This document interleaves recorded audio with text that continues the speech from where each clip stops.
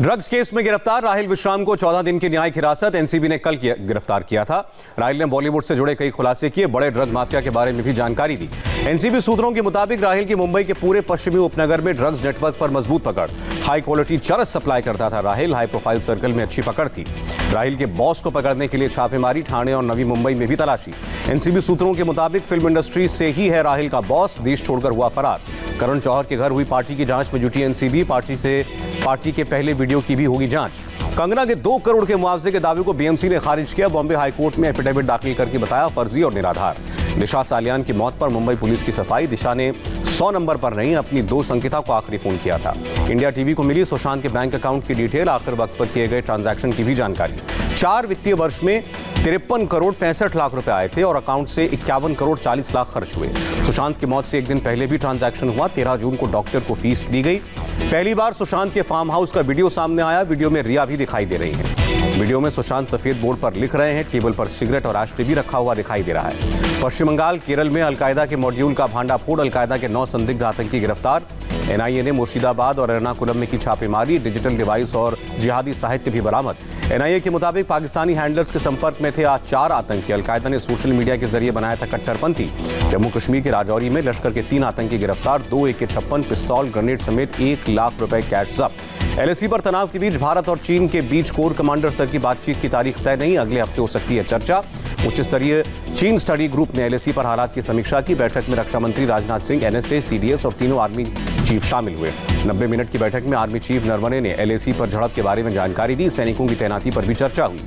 कूटनीतिक स्तर पर भी चीन को घेरने की तैयारी। विदेश मंत्री एस जयशंकर ने कहा, तीसरे देश के साथ मिलकर काम करने की तैयारी में भारत और जापान।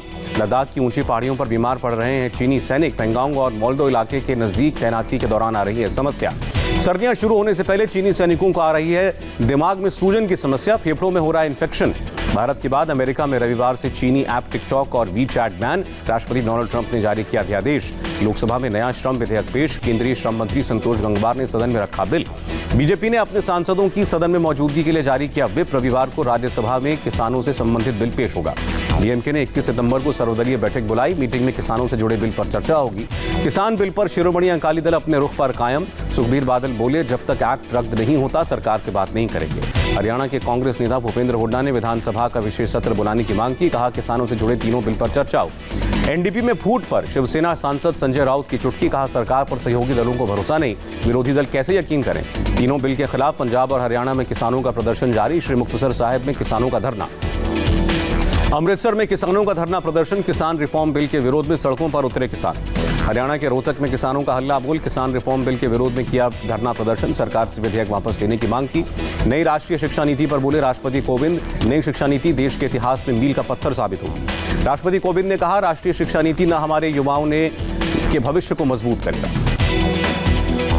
जम्मू कश्मीर को सरकार का बड़ा तोहफा, 1350 करोड़ रुपए का आर्थिक पैकेज की घोषणा। उपराज्यपाल मनोज सिन्हा ने बिजली पानी के बिलों पर 1 साल तक 50% छूट का भी ऐलान किया। जेएनके ने कस्टमाइज्ड हेल्थ टूरिज्म की स्थापना की। हैंडलूम और हैंडीक्राफ्ट कारोबारियों की क्रेडिट सीमा बढ़ाई।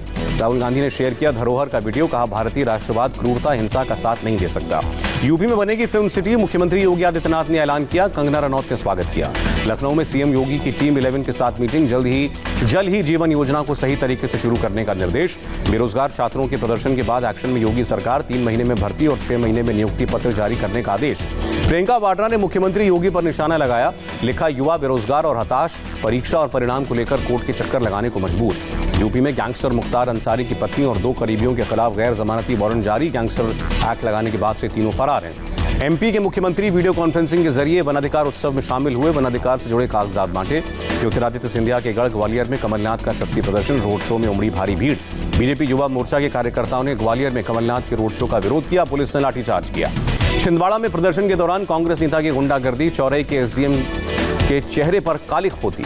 बारिश के कारण फसल बर्बाद होने के बाद छिंदवाड़ा में कांग्रेस नेताओं ने निकाली थी रैली। पुलिस पर किया पथराव।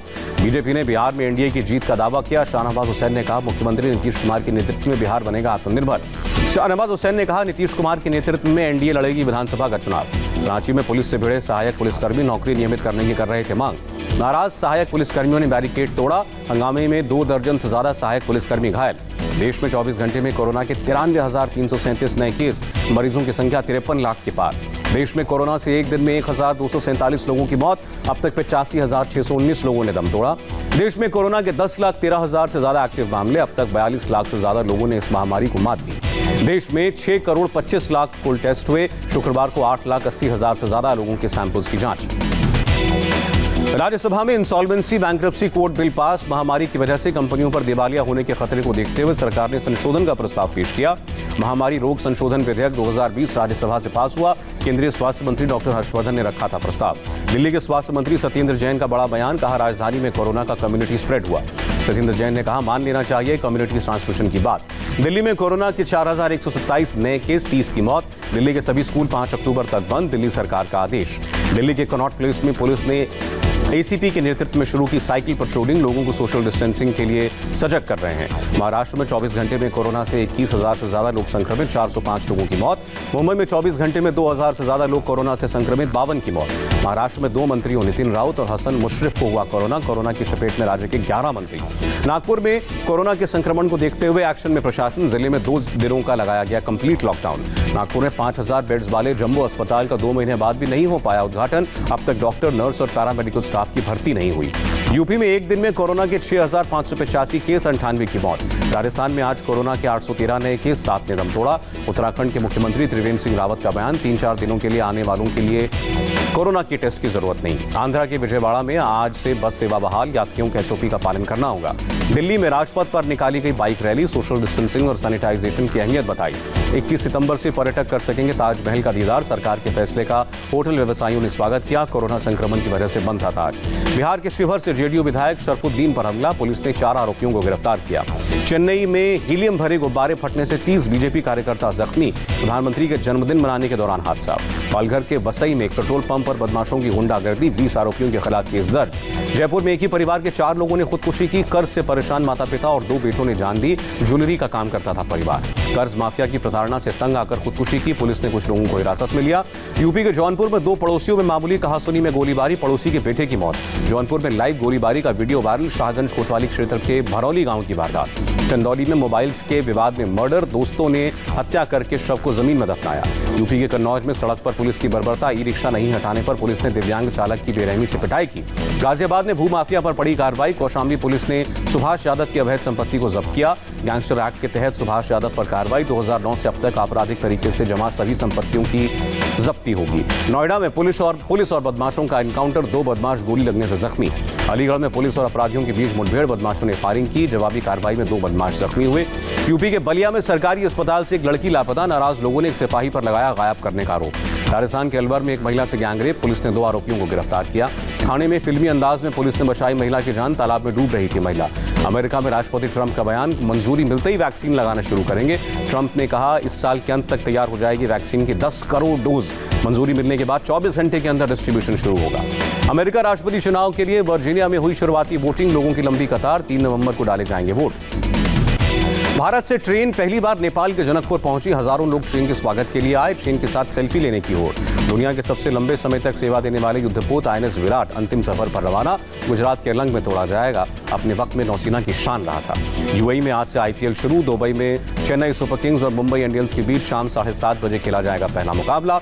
52 दिन तक चलेगा बैट और बॉल का महायुद्ध, दुबई, अबुधाबी और शारजा में होंगे मुकाबले। और चेन्नई सुपर किंग्स के कोच स्टीफन फ्लेमिंग ने कहा, ब्रेक के बाद धोनी पूरी तरह फ्रेश, चुनौतियों के लिए मानसिक रूप से तैयार।